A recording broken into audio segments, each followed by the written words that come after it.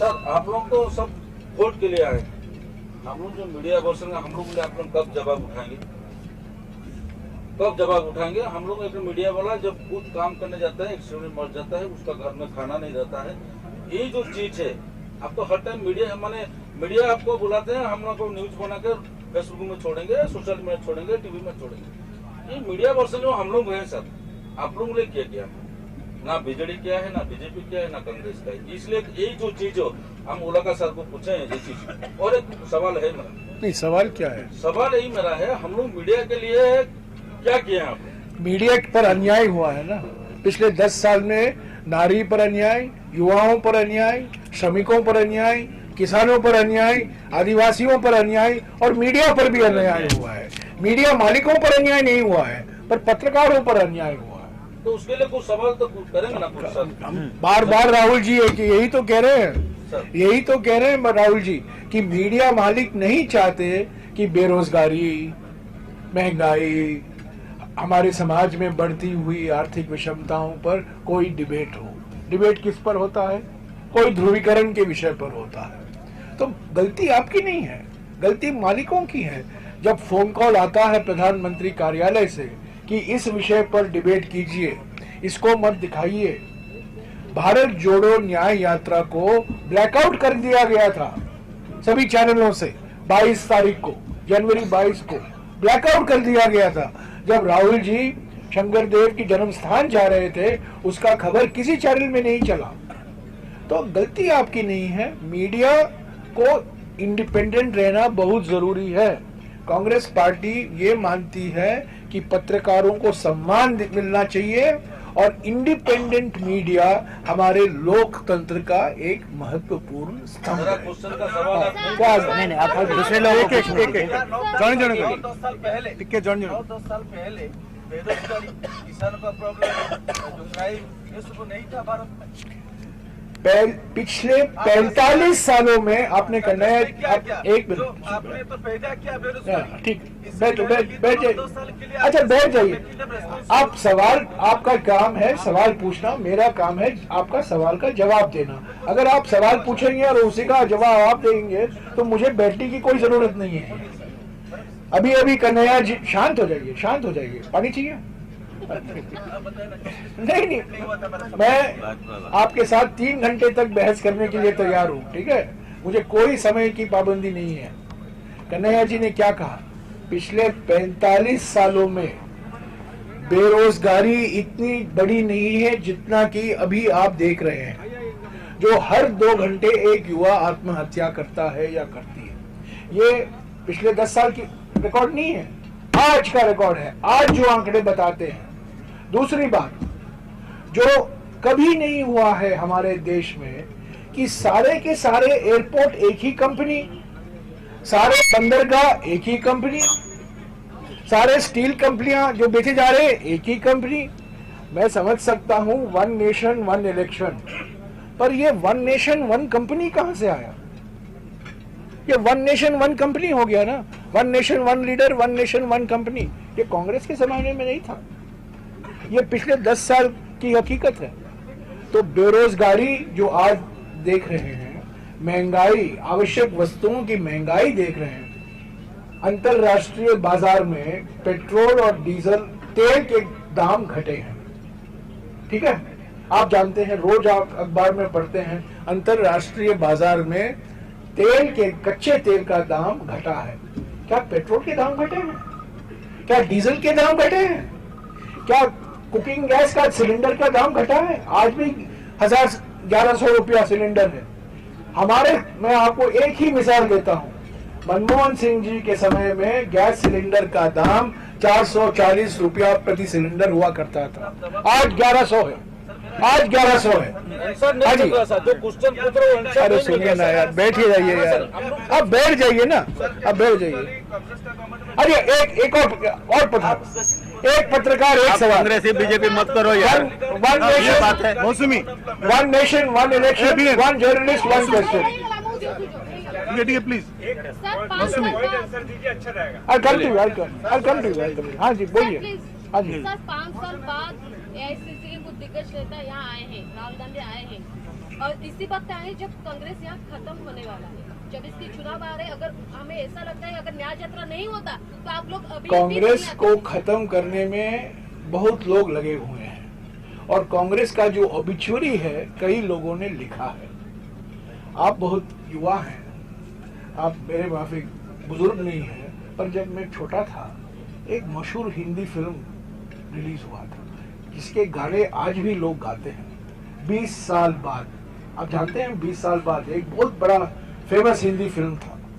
2003 में सभी लोगों ने कहा कांग्रेस मर गई है, छत्तीसगढ़ हार गई है, मध्य प्रदेश हार गई है, राजस्थान हार गई है और इंडिया शाइनिंग है।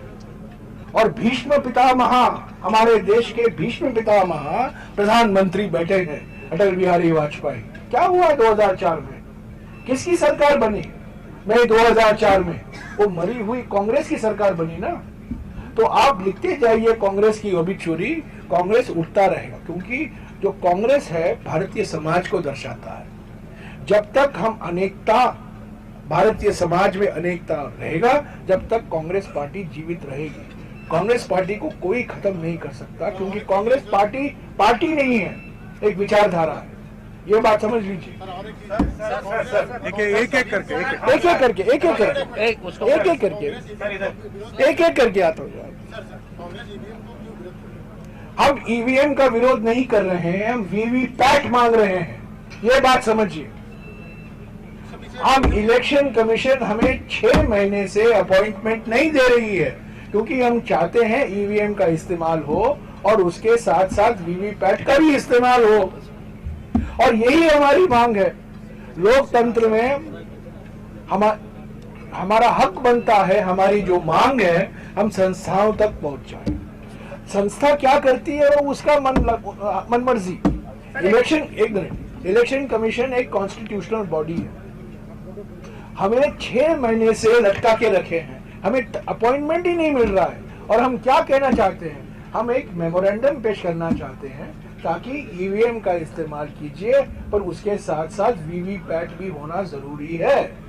पर क्यों आपत्ति है इसमें वीवीपैट इस्तेमाल करने में? और हम एकमात्र रीजन ये है कि ईवीएम का मैनिपुलेशन होता है। ये ईवीएम ना इलेक्ट्रॉनिक वोटिंग मशीन नहीं है। ईवीएम का माने है इलेक्ट्रॉनिक वोटिंग मैनिपुलेशन।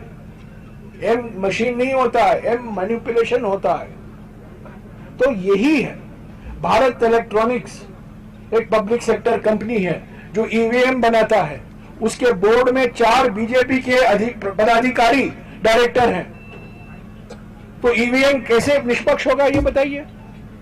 आप हाथ दबाएंगे, पंजा दबाएंगे, पर आएगा लोटस। ये कैसे हो सकता है? मैनिपुलेशन तो होता है ना। तो हम ये कह रहे हैं कि ठीक है, हमारा देश एकमात्र देश है जहां ईवीएम का इस्तेमाल हो रहा है। अमेरिका में नहीं है, इंग्लैंड में नहीं है, जर्मनी में नहीं है, वो छोड़ दीजिएगा। हम एकमात्र देश है, ठीक है। ईवीएम इस्तेमाल कीजिए, पर ईवीएम के साथ साथ वीवीपैट का भी इस्तेमाल कीजिए। तो यही मांग है, मांग वीवीपैट की। One by one. एक मिनट यार, एक मिनट ये पहले से। सर 3 तारीख प्रधानमंत्री आए थे पश्चिम उड़ीसा के लिए, तब वो बोले थे कि कांग्रेस जब उड़ीसा आती है कलाहंडी जाता है और उड़ीसा का भूख को और दारिद्र्यता को दिखाता है। क्या सही में कांग्रेस यही चीज करता है? उड़ीसा का भूख को 1985 में मुझे आज भी याद है, तत्कालीन प्रधानमंत्री उड़ीसा में आए थे और उन्होंने KBK पैकेज की घोषणा की थी। KBK, एक के सांसद यहाँ बैठे हुए हैं। कोरापुट, बोलांगीर, कालाहंडी। ये 1985 की कहानी है।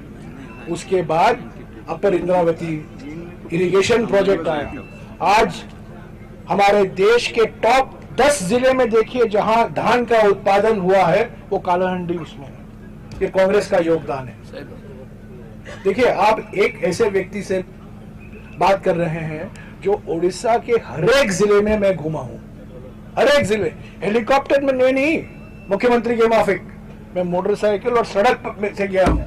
तो मैं जानता हूं कालाहंडी की क्या स्थिति थी 1985 में और आज क्या स्थिति है, कोरापुट की क्या स्थिति थी, आज क्या कोरापुट की क्या स्थिति है, नालको किसने बनाया और नालको को कौन बेचने वाला है, ये बताइए। यही प्रधानमंत्री छत्तीसगढ़ जाते हैं और एनएमडीसी के इस्पात के कारखाने को बेचने की घोषणा करते हैं, तब हम आंदोलन करते हैं, तब कहते हैं अभी बेचेंगे नहीं। नालको को बेचने वाले कौन है बताइए, एनटीपीसी के प्लांट को बेचने वाले कौन है बताइए।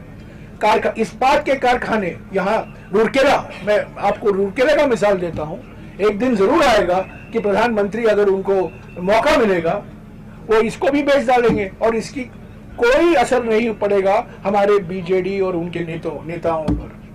सर सुबह मंदिर गए थे, वेदव्यास मंदिर गए थे राहुल गांधी, वहाँ वो पुजारी जी को बोला है कि छोटा टीका लगाने के लिए, और इसको ये वीडियो को ट्वीट किया है बीजेपी ने और बोला है कि हिंदू चुनावी हिंदू बोल के ट्वीट किया है बीजेपी ने। वो मंदिर था, रास्ते में था, वो जाते हैं। 22 जनवरी को भी शंकर देव के जन्म स्थान को जाने का प्लान था, जो असम के मुख्यमंत्री ने हमें रोका। जहाँ कोई ऐतिहासिक जगह होता है, ऐसे धार्मिक जगह होता है, सांस्कृतिक जगह होता है, ये मंदिर सिर्फ धार्मिक जगह नहीं है, एक सांस्कृतिक जगह भी है, हमारे संस्कृति से जुड़ा हुआ है, हमारे इतिहास से जुड़ा हुआ है, वेदव्यास से जुड़ा हुआ है, इसलिए वहाँ गए हैं। ऐसे कई जगहों में जाते रहते हैं। Last please. देखिए, हमारी सबसे बड़ी बेरोजगारी, कन्हैया जी ने कहा ना, सबसे बड़ी बेरोजगारी बीजेपी की सोशल मीडिया टीम में है। उनको और कोई काम नहीं है, और कोई धंधा नहीं है, अमित मालवीय जी को और हमारे असम के मुख्यमंत्री को सिर्फ यही, इसको वीडियो निकालना, इस बात पर वीडियो वायरल चलाना।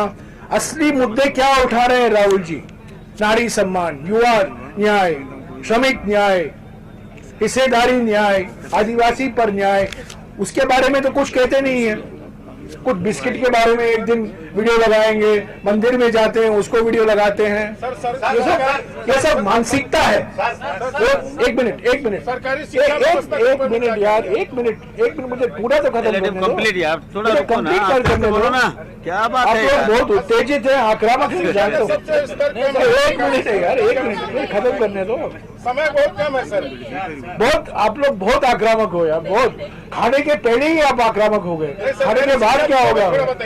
सर शिक्षा का बारे में पूछेंगे। बच्चा लोगों को सीट नहीं मिल रहा, आपने पूछ लिया, उसका तो आंसर नहीं मिल रहा। मैं यही कह रहा था कि बीजेपी की सोशल मीडिया टीम मानसिक बीमारी से पीड़ित है, मानसिक बीमारी है। हाँ जी, हाँ पीछे। शिक्षा का विषय में बताइए सर। जो बोला कांग्रेस का इतना सारा कंट्रीब्यूशन है वो सच है बाबूजी, तो उसके ये भी सच है कि सर कांग्रेस ने खत्म करने दीजिए। कांग्रेस ने सर उड़ीसा में लास्ट टाइम जब गवर्नमेंट फॉर्म किया था 1995, उसके बाद कॉन्स्टेंटली कांग्रेस का सर डिक्लाइन हो रहा है।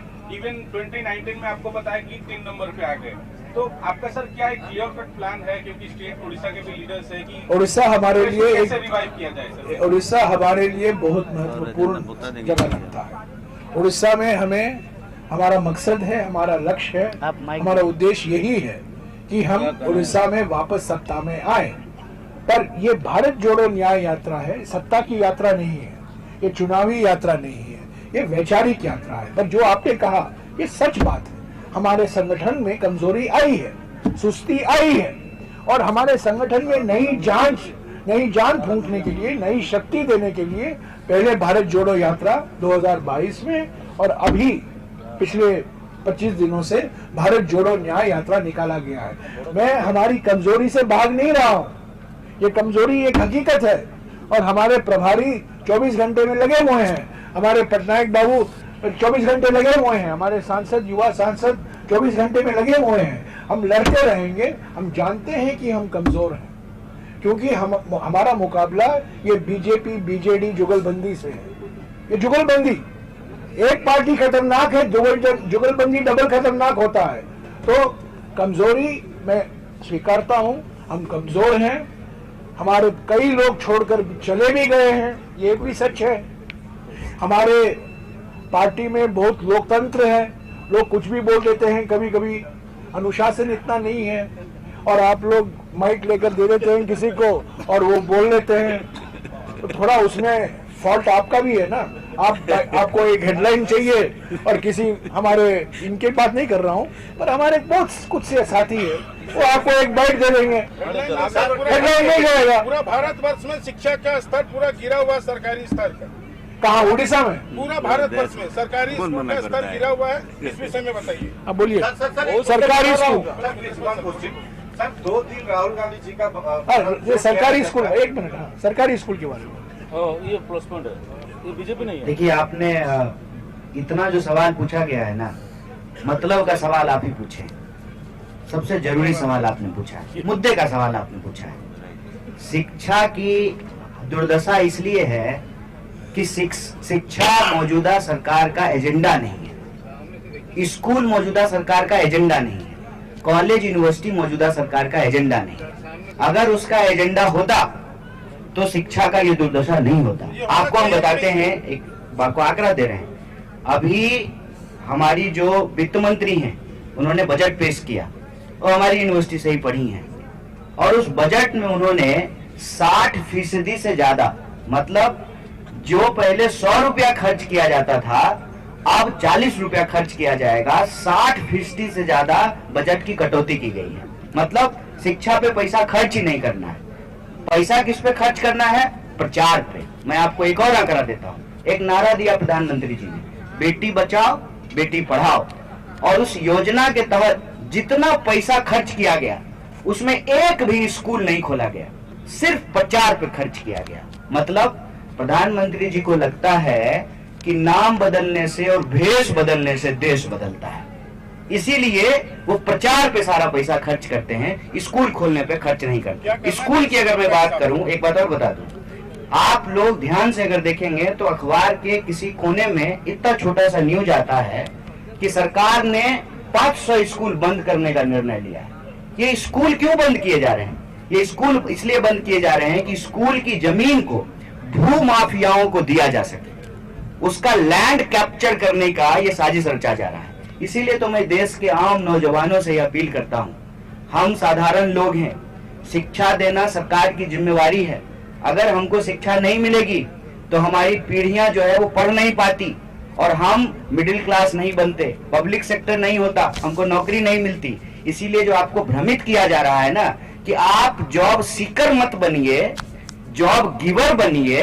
साहब प्रधानमंत्री जी, आप स्नेचर बने हुए हैं, आप जॉब स्नेचर हैं, तो हम जॉब गिवर कैसे बने? ये पॉलिसी का सवाल है। करना ये चाहिए कि हम एक मांग करते हैं एनएसयूआई की तरफ से कि शिक्षा पर जो खर्चा हो बजट का 10वां हिस्सा हो। हमारी सरकार बनेगी, हम एजुकेशन बजट को बढ़ाएंगे और क्वालिटी एजुकेशन पे खर्च करेंगे। कब मिलेगा? मैं खुद सरकारी स्कूल में पढ़ा हूँ, मेरी पढ़ाई लिखाई सरकारी स्कूल में हुई, केंद्रीय विद्यालय में। उसके बाद में नवोदय विद्यालय बनाए गए। उड़ीसा के हर एक जिले में नवोदय विद्यालय है। तो जनरल तो सीट नहीं मिल रहा है यार, नहीं, आप कहाँ से आए हो यार? आप कहाँ से आए हो यार? कहाँ से आए हो? प्लीज एक एक करके देखो, हमें प्लीज एक मिनट यार, एक मिनट प्लीज एक एक करके प्लीज। आप नवोदय विद्यालय, उड़ीसा के हर एक जिले में नवोदय विद्यालय है। क्या मोदी साहब ने कहीं ऐसे नवोदय विद्यालय खोले हैं? प्रधानमंत्री ने क्या किया है? अभी हमने 2 नवोदय विद्यालय देखे, एक पूर्णिया में और एक किशनगंज में। वहां लिखा गया था नवोदय विद्यालय, वो पुराना बोर्ड था, और नए पेंट में लिखा गया है पीएम श्री नवोदय विद्यालय। ये हमारे प्रधानमंत्री है ना, इनको भारत रत्न मिलना चाहिए रीब्रांडिंग के लिए, रीपैकेजिंग के लिए, मार्केटिंग के लिए। नवोदय बनाया गया राजीव गांधी जी के समय, केंद्रीय विद्यालय बनाया गया लाल बहादुर शास्त्री और पंडित जवाहरलाल नेहरू जी के समय, पर नाम लिखा जाता है पीएम श्री नवोदय विद्यालय, पीएम श्री केंद्रीय विद्यालय। यही तो हकीकत है, सारा का सारा पीएम के नाम पर है, बस। बिल्कुल। लास्ट क्वेश्चन 2 दिन राहुल गांधी जी के यात्रा उड़ीसा में हो चुके हैं, राउरकेला में हुआ, कल वीरभद्रपुर में हुआ। पब्लिक रेस्पॉन्स को आप कैसे देखते हैं? और दूसरा क्वेश्चन ये है कि उड़ीसा में जनरल इलेक्शन जब देश में होगा, उड़ीसा में 2-3 महीना है, तो ये यात्रा कितना इम्पैक्टफुल होगा जनरल इलेक्शन में? I will answer the second question. You answer the first question. यात्रा पूरा ग्रांड सक्सेस है जाऊँगी जोटा ओडिशा जनसाधारण को ऊपर तार प्रभाव पड़ू नॉट ओनली इन राउरकेला और Sundargarh district it is through out the state impact पूरा लाभ हम ओडिशावासी आशीर्वाद 2024 ओडिशा रे कांग्रेस सरकार हम ओडिशावासी सरकार हम जनसाधारण सरकार हम बीजेपी पतन हवा सुनिश्चित 100% 9 मिशन 90 मिशन सक्सेस निश्चित भाव रे हम 24 वर्ष सरकार कम्युनिस्ट सरकार जंती गला भांग गला वेस्ट बंगाल नवीन पटनायक 24 वर्ष सरकार सुनिश्चित जाएगा। मैं आपसे बोल रहा हूँ 90 मिशन सक्सेस होगा, राहुल गांधी के नेतृत्व में यहाँ सरकार बनेगा, सेंटर में भी बनेगा, राहुल गांधी प्रधानमंत्री बनेगा। जमीन वाला एक मिनट